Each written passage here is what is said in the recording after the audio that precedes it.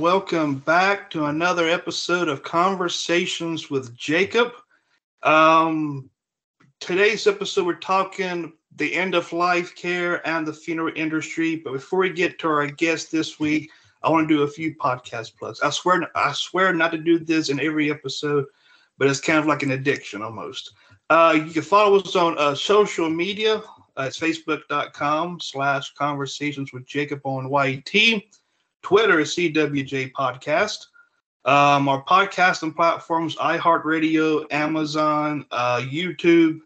And we're just on 20 different podcasting platforms at this point. Our website, conversationswithjacobpodcast.weebly.com. You can find out everything on their upcoming schedule, past guests. And also we added some new things on there over the last week or so. And if you've got a question, conversations with Jacob at gmail.com is your go-to spot to contact us. Joining me today is Michaelene Dowers, and it looks like we're also joined by a cat as well. Yes, this is Miss Cinnamon here. She goes with me to every work meeting I have, and every time I sit in the recliner, she comes up here too. All right, I guess to get started, and how did you get into the funeral business? Well, long time ago, in the Wayback Time Machine, I was in high school, and I didn't know what I wanted to do. I thought I wanted to do nursing, didn't want to do that. Thought I wanted to do physical therapy and respiratory, didn't want to do those either. Somebody suggested to go try shadowing at a funeral home, and that's what happened. So I've been in the death care industry since I was about 18 years old. So Now, and what does it take to get into that kind of business? Do you got to go through college or a particular school? Yep. So there are about 50 schools in the U.S. that have a mortuary science degree. Some schools have an associate's level degree. Some have a bachelor's level degree. It truly depends on the school and the state you're in. Each state has their own different requirements. And you have to pass the national board exams, which has an arts and a science section. They're 3 hours apiece. Oh, wow. Now for people that's listening and watching, and how do we support someone that's in their final moments of life? Well, a lot of people will actually call on what's called a death companion. They are separate from funeral directors. What death companions do is they can help care for the individual who's going to pass away. They will sit with them if the family can't sit with them for whatever reason. They'll do some light care of the individual as well. But if you're just a loved one or a family member or friend of somebody who's going to pass away, the best idea is to just be with them, just be present, even if they can't hear you or you don't want to talk. Just the presence of somebody is comforting to them. Now, and what are some insights that you've gained from the dying process? Oh, everybody is different. You think it's going to be one thing, and it's not. It's completely different. And then the next family comes in, and you meet another group of people, and their family backgrounds really determine essentially how we die. There's a lot of individuals I've met prior to their passing who were coming in knowing they were going to die to make arrangements for themselves. And then there's a lot of people who it was a shock and they were too young to die and they died anyway for a reason. And each situation is so unique and so different. And it's really a blessing to get to experience all of the different situations I've been in. Now, and how do you think that the funeral business has changed over the years? Oh gosh, we've become more resourceful. So back in the day, meaning just 20 or more years ago, there weren't a lot of women. The death care industry has really changed from a male-dominated industry to now most of the graduates are female. We're more innovative. There's, instead of just burials, we have cremations, we have aquamation, We have human composting. Um, Different ideas are coming to fruition. We have home burials where people do everything at home and then they go and take the body to the cemetery on their own. Instead of having services in a church, people have them at event centers, in the funeral home, or even at other fun places like their loved one's favorite location. If they love the circus, you can be at the circus. Now, why do you think people's getting cremated than being buried in the ground? Is it because it's cheaper that way? Yes. There's a couple things. So first is cost. Cremation is always going to be cheaper than in-ground burial. However, also we're a transient society. I live in the Midwest in Indiana. My parents live in California.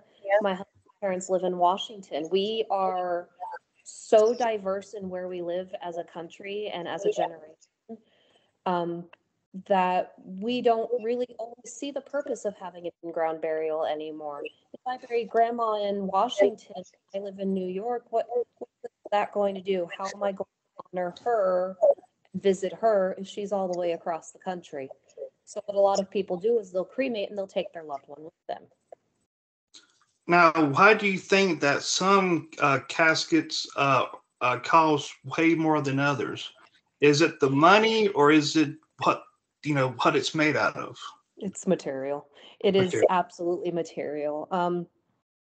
There's always going to be a markup because the funeral industry is still a business. We do still need to keep the lights on and keep our employees fed, and have health insurance. So it is a business that needs to be ran, but product wise, caskets range in price from 500 up to tens of thousands of dollars. The most expensive casket I have sold was to a family that was adamant that they receive this casket, and I think it was about $24,000.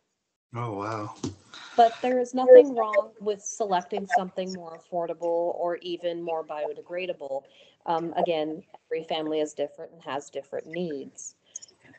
Not everybody needs or wants top of the line. Some people are more apt to go since they understand that we're all going to physically the same process. We're all going to decompose. We're all going to go through the processes that happen after we die.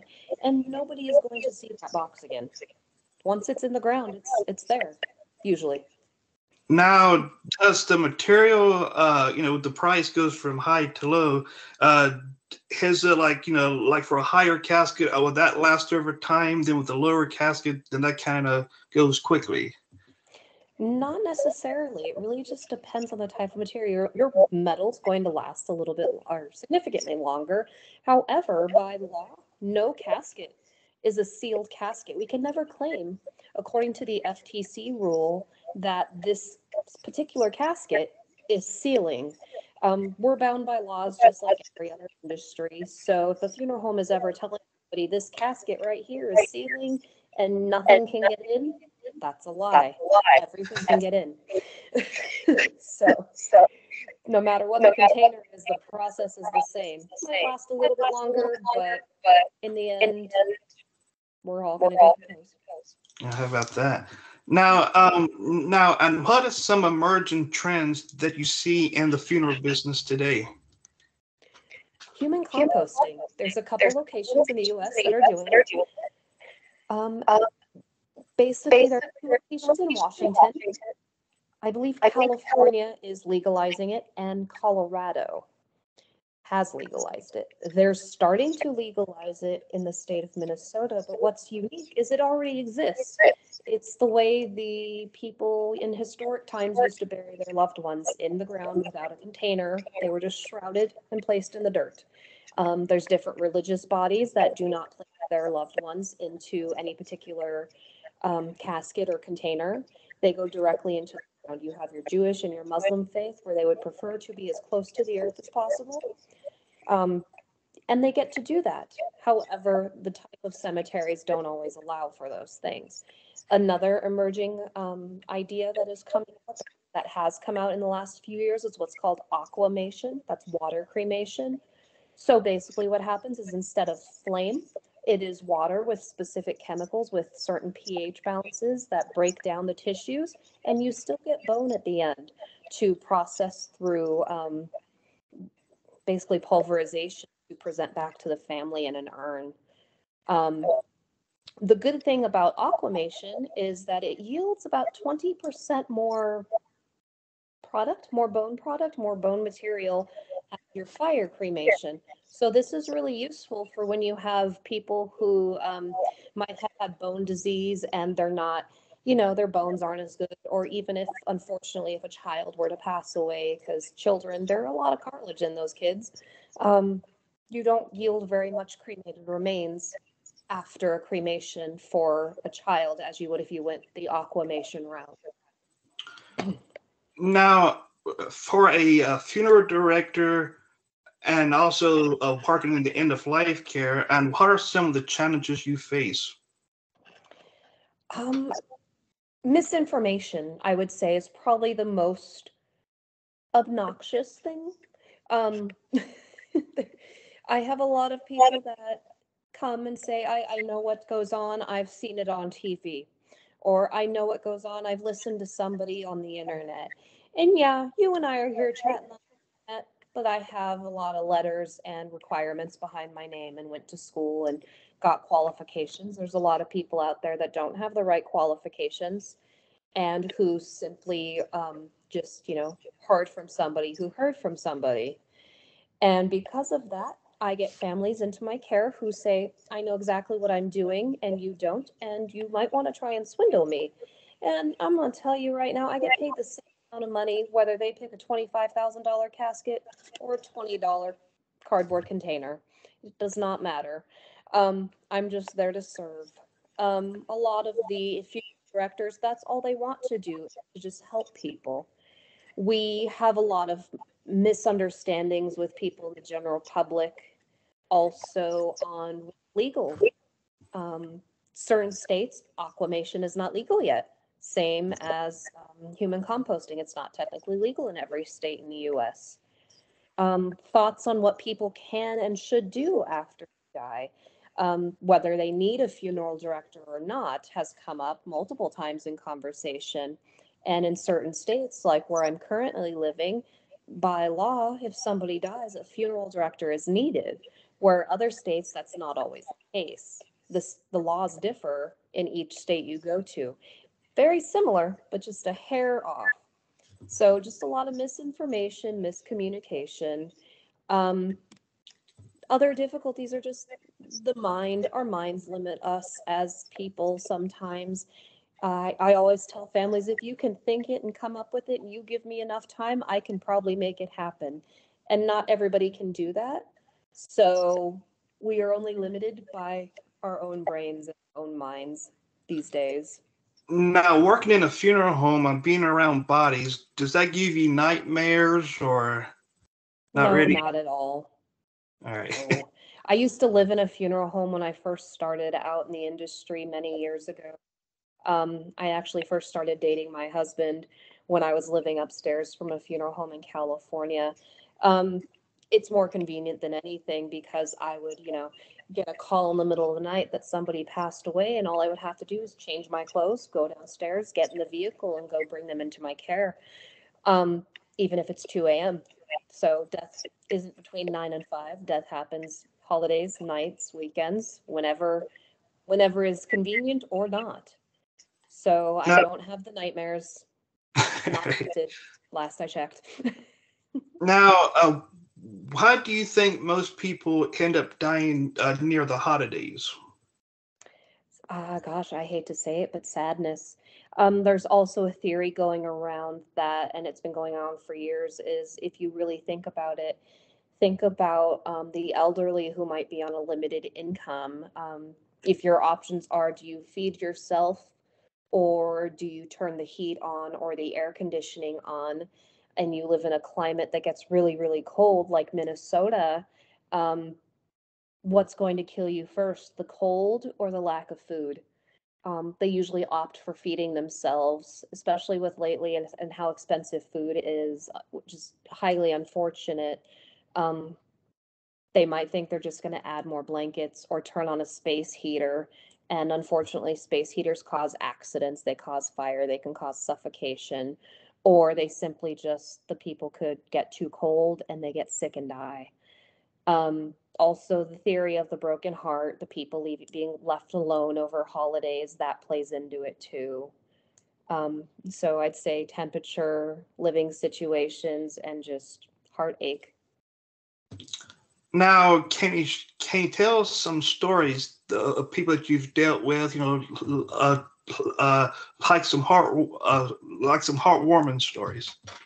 Some heartwarming stories. Oh boy. Okay, I will tell you about, wasn't really heartwarming, but it was a lesson learned and it was very eye-opening to me as an individual and as a seasoned funeral director. A couple years ago, I was pregnant with my daughter. I was about probably a month out from giving birth, so I was quite large at that point. I was still working. I worked up until she was born. Um, but I had a family call and say their daughter died. She was 3, and I was super sad. Um, but I said, I'm sorry, I would love to see you, but I understand your child died, and I need you to know that I am very pregnant and I don't want to upset you any further. If you just wait a day, somebody else can come in and help, but they're not here today, or I can send you to one of our sister locations. And they said, no, that's perfectly fine. We don't mind.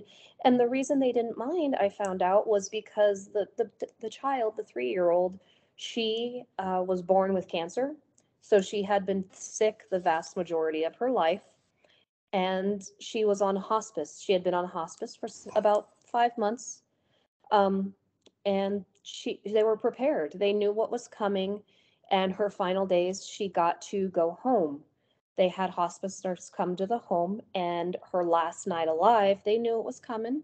So they all camped in the living room. They had a tent put up. All of her siblings who were older than her sat around. They watched movies. They had a night of camping, and then they all went to sleep, and they woke up the next morning and she had been gone. Um, it was a very sweet service, and it was very interesting to see that, yes, the parents were sad, but they weren't so grief stricken that they could not function because they knew what was coming. They were prepared. um, they were Christian. They were actually Catholic. They were a Hispanic family, and they believed fully that they knew where she was going. She knew where she was going. The whole family was there to celebrate those final weeks with her, and it was just very beautiful. And what happened is they purchased a metal casket for her, and I said, I can't cremate this casket. And they said, that's fine. We'll get the temporary so you can do the cremation. And what they did is they had us tear out the cloth interior once the cremation was done, and they turned it into a memory chest. So the casket ended up going home with mom, with all of the daughters, items from the funeral, that keepsakes and things from the last 3 years of her life went in there. So it was a lesson learned that not every service has to be sad for children. It can be very uplifting and kind and loving without constant tears. So Now, are you afraid of dying? Probably not, but I'm gonna ask you anyways. no, not necessarily. I'm more, say, afraid, but more worried about what happens after I'm gone. Like, I hate to say this, but what about my job? What about my clients? I have things to do. um, if I have plans and I have vacations to take, my family to see, and work to do, and I'm not ready yet, then Yeah, why am I going? Um, I worry about, my husband and my daughter and my cat and my dog, and making sure they're okay when I go. But the act of dying, I'm not afraid of. now, for people that's listening and watching, should they be afraid of dying? No, I think they should go out and live their life. Why be afraid? What does that do? If there's, hey, if there's a boy and you want to ask him out, or a girl and you want to ask him out, go do it. It doesn't matter. If the worst they can say is no, it's not going to hurt you. I mean, it might hurt your feelings, but you'll figure it out. Uh, There's nothing that is unachievable. So don't be afraid to do anything. If you can dream it, do it. Absolutely. Now, can you walk us through which I guess a day of a funeral director?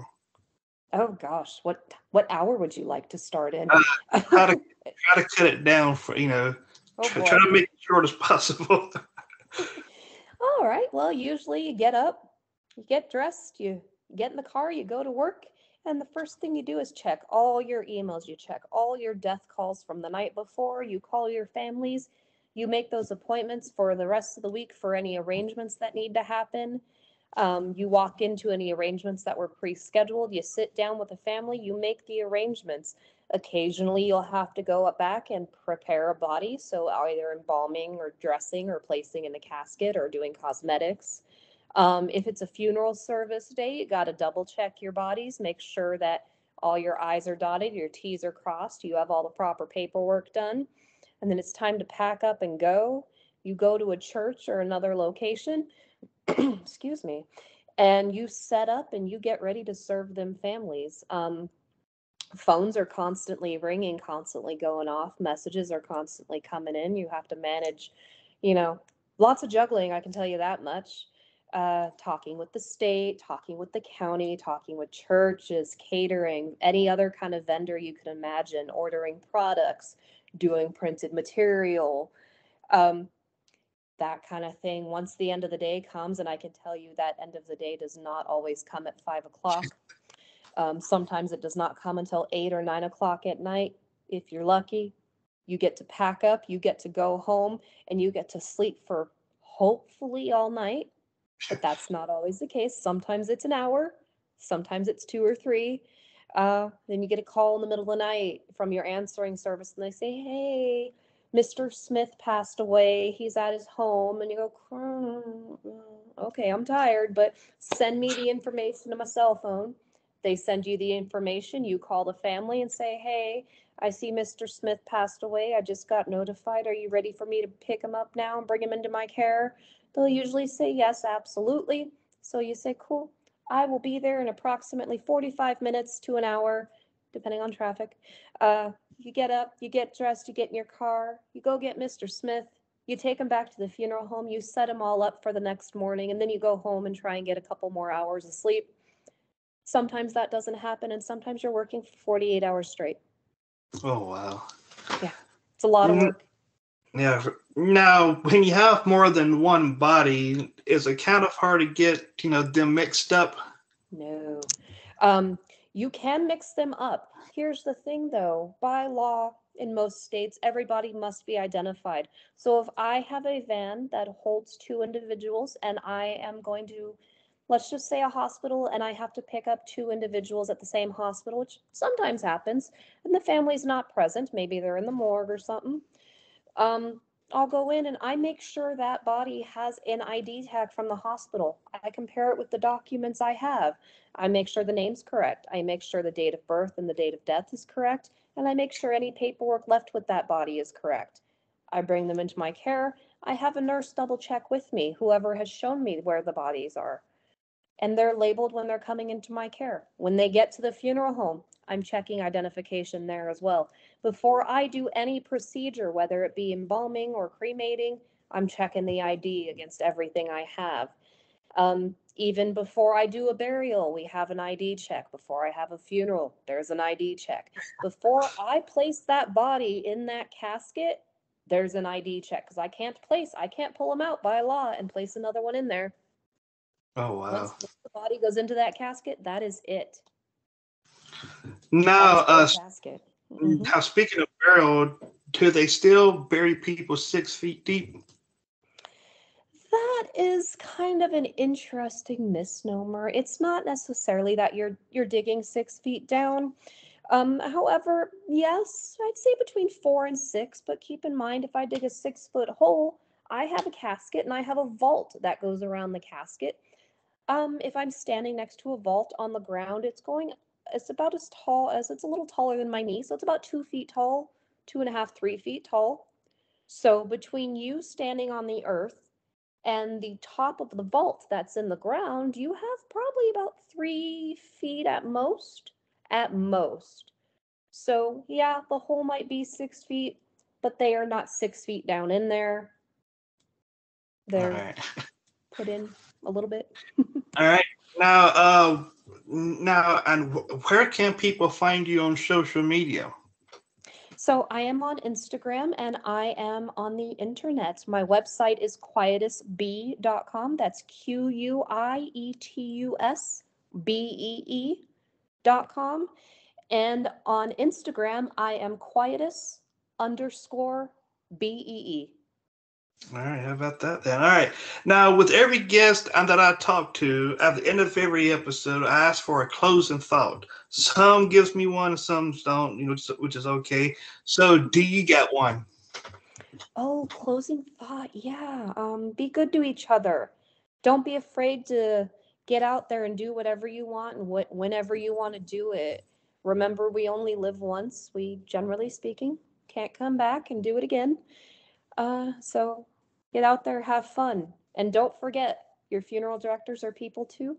And we're here to educate you. If you have any questions ever, just ask one. We're not scary. Well, there you go. All right.